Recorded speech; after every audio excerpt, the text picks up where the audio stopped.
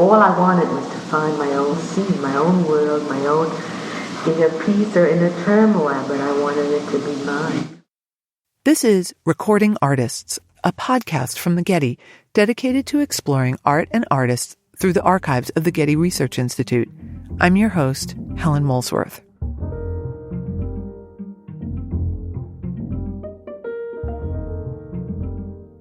In this season, we focus on audio interviews with 6 women artists whose lives span the 20th century.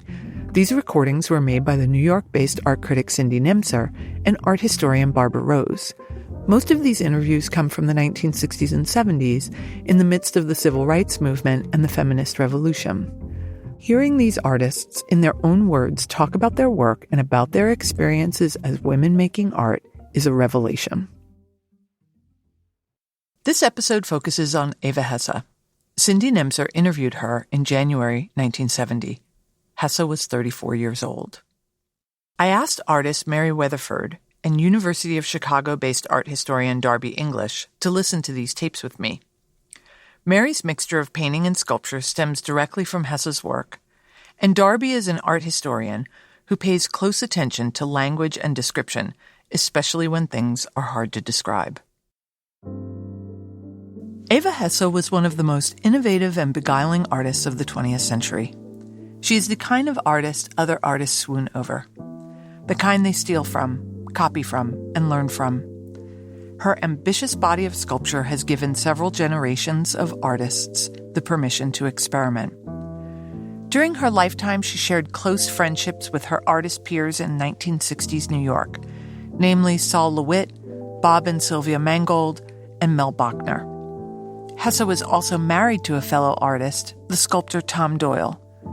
Given this, I suspect she may have always been the kind of artist other artists admire. Hesse's life story was marbled by tragedy. Born in 1936 in Hamburg, Germany, Eva and her older sister Helen were put on a children's train in 1938 in order to escape Nazi aggression after Kristallnacht. Luckily, the children were reunited with their parents in Holland, and the family was able to secure passage on a boat to America in 1939. Once in the United States, they became New Yorkers.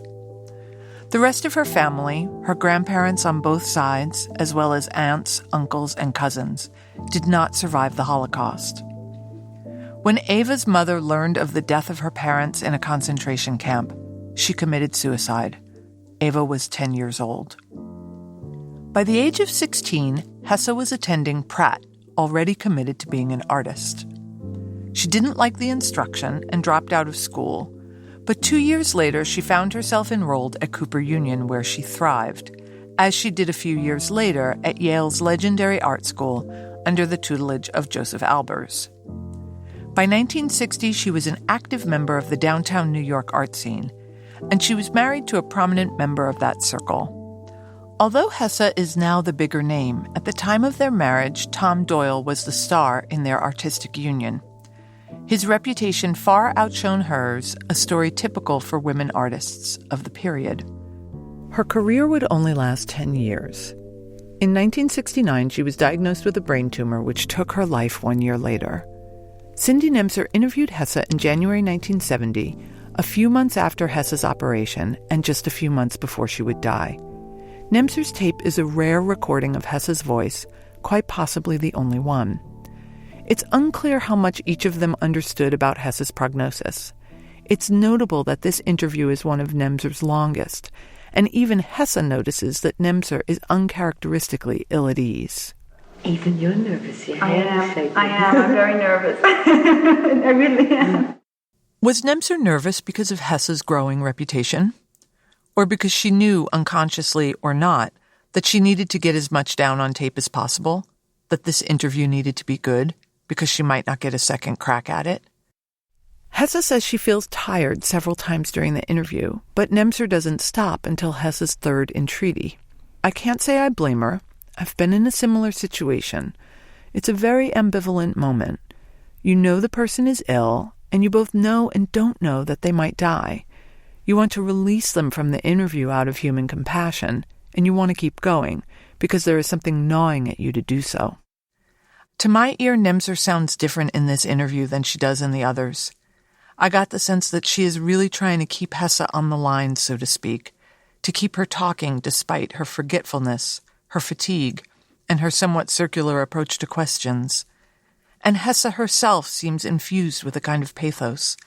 When Nemser encourages Hesse to talk about the fugitive lifespan of some of her materials, she had been working in rubber and latex, Hesse seems aware of her mortality. I have this partial thought about, it's not very clarified in my own mind, maybe, and also interesting how life and art merges, because I've been so sick where I could have, died all the time. That whole idea of art, making something last, is put in another position. And I'm not sure what I feel about it, if it matters. It probably shouldn't matter. But I'd like to try the rubber that will last. I think I'm getting confused because it's two very, very different but big issues. Even though Hesse had a truncated career, her work nevertheless had distinct periods, during which she worked through similar problems in different materials. Her first show in New York was of exuberantly colored drawings of arrows and geometrical shapes that skitter and dance around the page. Relatively soon after this exhibition, Hesse returned to Germany for the first time since leaving as a child. Her then-husband, Tom Doyle, had been invited by a German industrialist to come and set up a studio in a derelict textile factory. From start to finish, the trip filled Hesse with great apprehension. Nevertheless, while in Germany, she developed a set of relief sculptures that used the detritus laying around the abandoned factory, namely leftover bits of hardware and ropes and cords, which she painted in meticulous color gradations. These works move some of her ideas from the realm of drawing into the space of sculpture. I started working in sculpture when we lived for a year and a half, an unusual kind of Renaissance patronage in Europe. I had a great deal of difficulty with painting and never with drawing. So I started working in relief. And the ropes that now is so commonly used, started by the drawings became so linear. Mm-hmm. And I would vary the chords. And I would start with three-dimensional boards, and I would build them out with paper mache or some kinds of soft materials. When I came back to America, I varied the materials further, and then it just grew. Then they came from the floor, the ceiling, the walls. Then it just became whatever it became. Even though her use of cord was an extension of her linear drawings, the way she coiled and wrapped these cords led to biomorphic shapes that were highly suggestive of body parts, breasts, eyes, and knees. All of a sudden, her work was neither drawing nor sculpture, but some sexy tactile situation in between the two. This is why Mary Weatherford opted out of defining Hesse as a sculptor. I think of her more as a maker. I mean, she's always called a sculptor. She did plenty of things that hang on the wall. And so when you call Hesse a maker, what does that mean to you? What does the word maker do that gets you out of this conundrum of is she a sculptor or is she a drawer or is she a painter? I think Hesse is creating a situation in which I can feel. So the work is there. I could touch it with my hands. Sometimes it's a box with tubes in it that looks like an inside-out sea anemone, sort of. Sometimes it's some fiberglass things that hang on the wall in a serial manner that are each slightly different. I find myself in a situation where I come to something that Eva Hesse made, and it fires certain things in my brain that, to me, are interesting and pleasurable. When Hesse returned to New York from Germany, minimalism was in full fever. Hesse, ever responsive to her environment, bled the color out of her work and made a set of graphite drawings of circles on graph paper. Highly repetitive and obsessive, they were her response to minimalism's elimination of color and reduction of form. Soon, however, she had a major breakthrough in both scale and material. She seemed to seize on the pleasure noted by Weatherford, and in a manner that might be seen as antagonistic to the high seriousness of minimalism, she deployed her deeply humorous and material-based sensibility to make one of the most beguiling objects of the 20th century, hang-up. Hang-up is widely considered to be one of Hesse's most important works, and it is almost always on view at the Art Institute of Chicago. When I am in Chicago, I always go visit it, and it has never failed to surprise me with its exuberant sense of joy. I asked Mary what she thinks of hang-up. Shocking. Why? In its ridiculousness. It's something that is as if in a dream, but something that's impossibly exaggerated. And for people who haven't seen it, it's a large frame with a animated line that comes out into the space of the viewer, boing out into the space and goes back into the frame. And so it has a kind of the impossible animation that occurs in dreams where you go, oh my God, I dreamed I could fly. So you come around the corner and you see it, and there's a sort of surprise that happens. I asked art historian Darby English if he could describe hang-up from memory. Hang-up is a roughly 5.5 foot square construction, open construction, some armature, I forget the material, has been wrapped by Hesse in canvas, padded first to a depth of, I would say, 3.5 inches, wrapped in canvas and painted in grayscale all the way around. At roughly 10:30 and 5 p.m. Are two holes into which a large wire, most of a loop, have been inserted. It too is painted, a gray or several grays from the same gradient that wraps what is basically an open stretcher bar. And the wall is visible through the open form. And so you're looking at a sculptural painting and a painted sculpture and a wall and a very peculiar and delicate moment of contact between what hangs on the wall and the floor on which you stand. What Darby is describing is a large frame that encloses an empty patch of wall, and a large loop that interrupts the space of the viewer, both wrapped and bound, painted in gray. The piece is both conceptually serious and spatially hilarious. I asked Darby what kind of story he thought Hesse was trying to tell. It is a color story, it is a shape story, it is a format story, it is a medium story, it is a wall story, thereby it is an institution story. It is a phenomenological story because we share the floor with hang-up. And the work thereby takes part in the space that we claim. And it is utterly formless. What do you mean? Actually, I mean that it's imageless. I mean that it's an incredibly precise system of art gestures which present no image at all.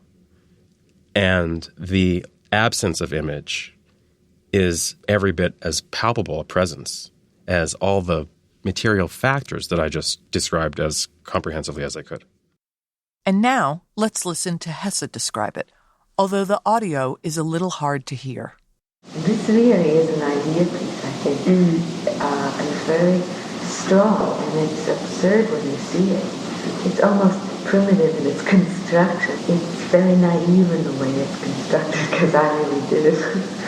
But these words are long, I know, but I mean, it has a kind of a depth, and I don't always achieve. And that's the kind of depth or soul or absurdity or life or meaning, feeling or intellect that I want to get to. And I think it's a very honest piece. It's also the extreme, it's That's also I like it and don't like it. It's so absurd to have out of that structure this little thing come out here and there. And it comes out a lot. It's like 10 feet out or 11 feet out. It's ridiculous. I mean, it's the most ridiculous structure I think I've ever made, and that's why it's really good. I mean, it's this ridiculous form coming out of nothing. And what's it coming out of? It is coming out of something, and yet nothing, and this is holding, is framing nothing. And then the whole thing is gradated. Oh, more absurdity. Hesse uses the word absurd 28 times in the course of this interview, and 6 times in describing Hang Up alone. I asked Darby English what he heard in Hesse's account of Hang Up. So much of what she is saying is tentative and unsure tonally, but the words are very precise. The words are the words of someone who clearly has been speaking English in a very educated context for her entire life and knows that she's speaking as an artist who made something about the thing that she made. For all of the saying that she's doing and for all the precision and the weight of the words that she's using, we don't really get much from her in the way of description. We get a lot of evocative language about how the attempt to make Hang Up looks in retrospect and how you might feel when you look at it. Absurd is a word that's chosen willfully and used repeatedly. What's fascinating about Hesse and the word absurd is that she also uses it to describe her life. The tentativeness that Darby hears in Hesse's account of Hang Up is not the same as when she talks about the absurdity of her life, where her tone becomes more emphatic. My whole life has been absurd. Nothing ever was normal. And the extreme traumas, personal, health, family, war, economy, health, sickness, to my art and my working there in school, my personal friends. That just in life. Then in art, it can't be separated from me because my life was so extreme. Art being the most really important thing for me other than like existing, staying alive. And I could never really separate them. And they became closer enmeshed. And absurdity is the key word. Throughout our conversation, Darby often wanted to protect our interpretations of Hesse's work from the tragedy of her life. Basically, he didn't want her life to pathologize her art, a fate particularly available to women artists. And yet I still wanted to know what he heard when Hesse described her life as absurd. Absurd, valences of, uncontrolled actions and their consequences, which is, of course, a precipitate of hysteria, which is a quintessentially female domain in 20th century society. Hesse both knows this and is smart about it, and is also someone who is honest about the fact that she has a life full of symptoms. And I think it must have been very difficult to be smart and modern about this and actually have a life full of symptoms. It's like you don't just stop making things because there are too many symptoms happening in your life. And, you know, that's an absurdity, you know, having to live both, having to live under a kind of symptomatic regime and having to keep making your art, no matter what, for as long as you had. Part of what makes Hesse so extraordinary is that the art she produced in the face of the absurdity of her tragic life was never sentimental or hysterical. In other words, her work never seemed like a symptom of her tragedy. The other thing Hesse's work shied away from was any participation in specific art movements. She wasn't concerned with the new pictorial language of abstract expressionism or the sculptural grammar of minimalism. Instead, she was struggling to make a new form, and as such the critics were stumped for language. One effect of Hesse's innovations was that she made abstract work that seemed to teeter on the edge of having explicit content without ever quite going there. Listen as Nemser struggles to define what's happening. How do the soft materials relate to the content of your work? Well, supposing we talk about the content before we get into Supposing you clarify what you mean by content. Hesse's challenge to Nemser to define what she means by content is typical of artists who work abstractly. They tend to be skeptical about the category. Here's artist Mary Weatherford. Content. I really don't like talking about content. I don't care about content. Why not? I mean, I might regret saying this. I don't even know what content is in a painting. My God, are you crazy? Like, what is the content of Eva Hesse? Like, the content is infinite. That's why it's a piece of art. And that content changes over time, depending on the person who is experiencing it. In her interview with Hesse, Nemser pushes on and tries to clarify what she means about the content in Hesse's work, even though you can feel her discomfort. I noticed that your work, it has to do with sexual impulses or organic feeling. I feel it's sort of anthropomorphical, and I don't know if I said that right, but anyway, in any sense. I mean, how do you talk about that? I'll try.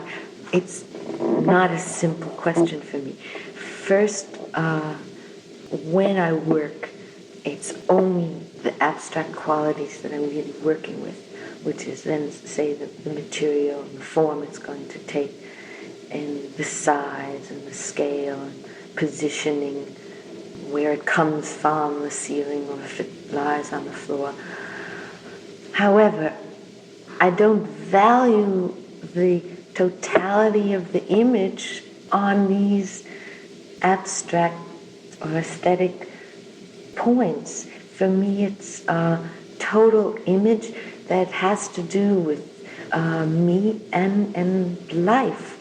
It can't be divorced because as an idea of composition or form, I don't believe art can be based on that.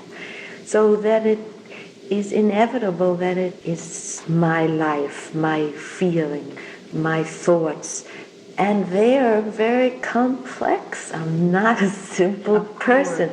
And if I can name content, then on that level, maybe it's the total absurdity of life. When I played this clip for Mary Weatherford, a native Southern Californian, she started to chuckle, and I assumed it was about Hesse's use of the word absurd. It turns out I was wrong. Why are you laughing? The accent. Her accent is so great. Uh-huh. Yeah.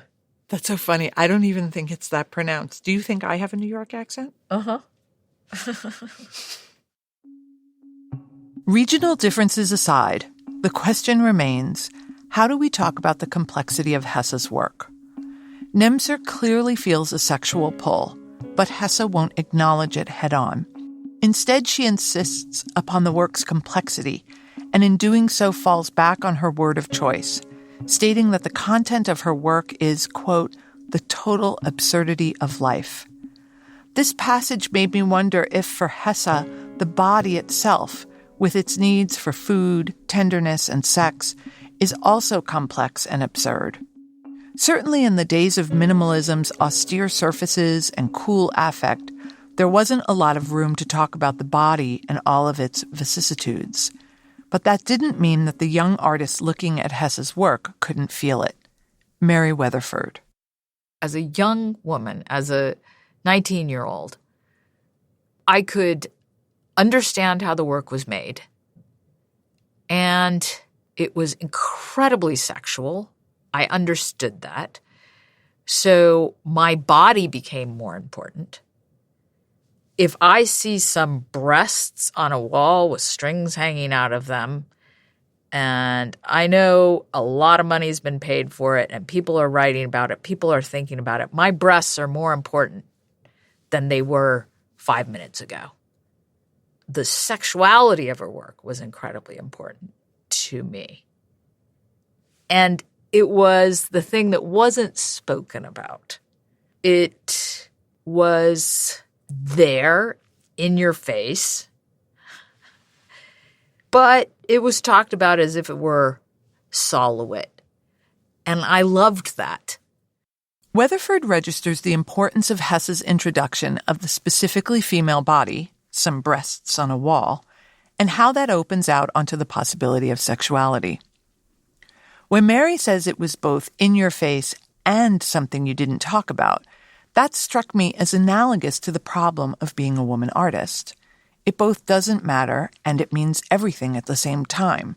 It's both in your face and you can't talk about it. One of the things I hear in this back and forth over the problem of content is how difficult it is to balance the abstract qualities of Hesse's work with how the work makes people feel, both in their bodies and in their minds. Hesse's work is often really sexy and really funny, but when you try to explain why, the effect starts to disappear. It's similar to how when you begin to recount a dream, the images evaporate before you get the words out. I asked Darby English how he navigates this quality of Hesse's work. I mean, how do you square the abstraction and the profound formal inventiveness of Hesse with this other kind of almost body sexuality that runs through her body of work? Yeah, I think I don't square it. I think not squaring them is the strategy I go to for dealing with the, well, what do you call this? Dealing with the conflict. It is a conflict, it's a paradox, it's all of the things that we say to signify hard to figure out. This quality of the paradoxical or the conflictual seems completely germane to Hesse's approach, and it seems related to the problem of being a woman and an artist. Hesse's desire to keep things abstract and have them be sexy and bodily feels like one of the ways she is managing the tension inherent in the phrase woman artist, where woman implies a gendered world and artist implies a world free of gender's restrictions. Even in her most abstract works, like her circle drawings, Hesse is playing with these fundamental contradictions. Listen as she struggles to talk about what her work is doing or what it might mean, if it's abstract or not, if it relates to gender or not, if it's about art or life or both. I think the circle was very abstract.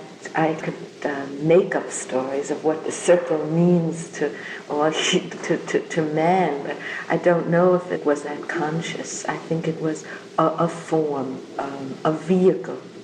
I don't think I had a sexual, or anthropomorphic or geometric, or it wasn't a breast and it wasn't a circle representing life and eternity, and maybe on an unconscious level, but that's so opposed to say it was an abstract, life symbol, or it was a geometric.